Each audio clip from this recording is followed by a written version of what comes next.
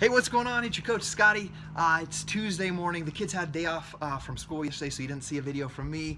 I was out spending time with the kids with a surprise we put up for them in our cabin up on the lake. We put with a few of my Team Beachbody coaches and best friends, Josh Holt and Chuck Stevens, we built a playhouse for the kids with a little swirly slide. So it was kind of an awesome thing to see because we have like 6-7 months of winter up there.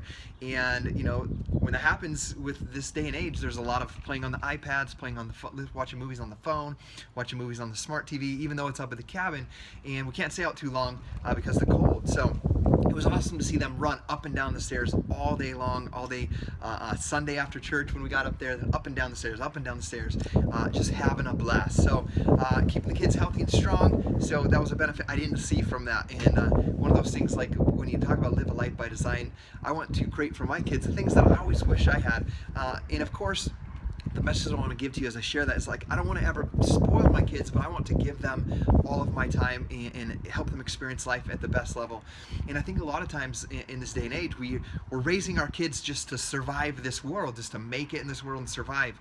And I want to raise my kids and be the influence and impact on them through my example, so they can go out and help change this world. It's a different mindset.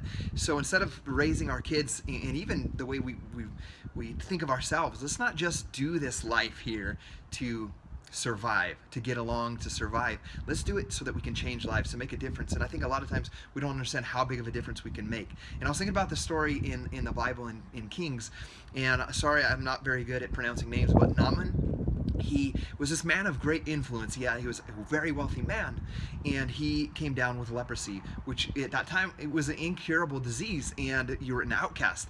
You're basically secluded, put away, secluded from the rest of people so that you can die, so that that disease doesn't spread.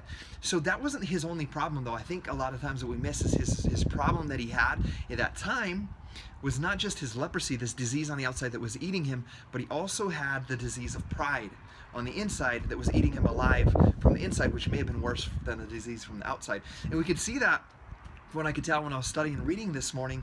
He hears about Elisha the prophet, and he figures, if there's some way that I can be cured of this disease, that's the guy, the prophet of God. He's going to help cure me of this disease. So he goes with his chariots, his horses with gold, silver, takes 10 pairs of clothing from what I can read in there, and he goes to the door to the home of Elisha.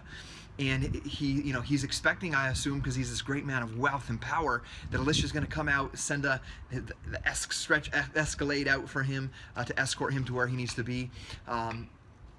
Speaking in our terms now, but he's greeted by one of Elisha's servants at the door, who simply says, "Go to the river of Jordan and wash yourself 7 times, and you'll be cured."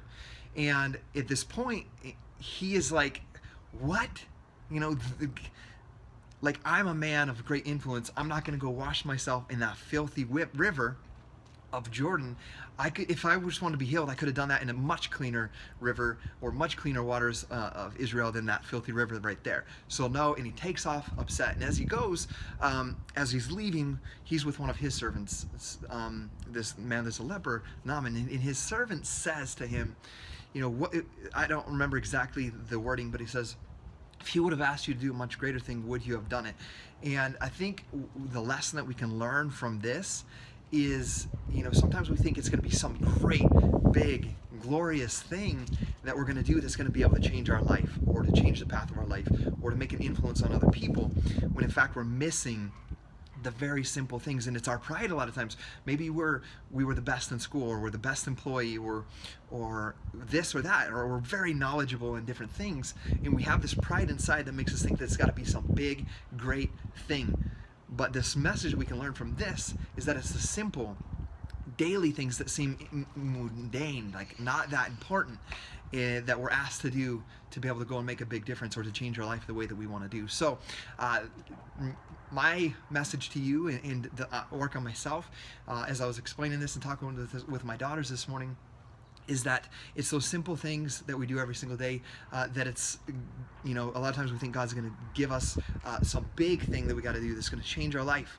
But he asks us to do the small things, and it's through faith and obedience that we're blessed and loved by him. So my message to you guys today is that as you go out, And if you're trying to make a difference as an entrepreneur, to help change people's lives, or even change your own life through your own health and fitness and your own personal development, it's not going to be some big thing that comes down from the skies. It's going to be the simple daily activities, and we're hearing about them all the time. It's staying physically active, strengthening your mind, surrounding yourself with positive people, taking yourself away from people that are poisonous in your life, and doing those things like that that'll simply make your life a little bit better. Simple things: letting go of soda, drinking water, stopping eating fast food at fast food restaurants, and eating whole foods, right? Simple little things. And if you do those over time, your life is going to drastically change. I love you guys. I hope this message helps you guys today. I just finished Hammer and Chisel, put my results on my blog at scottyhobbs.com. You can check it out. If this video helps you in some way, please feel free to subscribe, share with your friends, as I am delivering messages as often as I can. I want to share everything that comes into my mind with you guys so I can hopefully inspire, help you guys make changes in your life so you can live a healthier, more fulfilling lifestyle. Love you guys, your friend and coach Scotty Hobbs.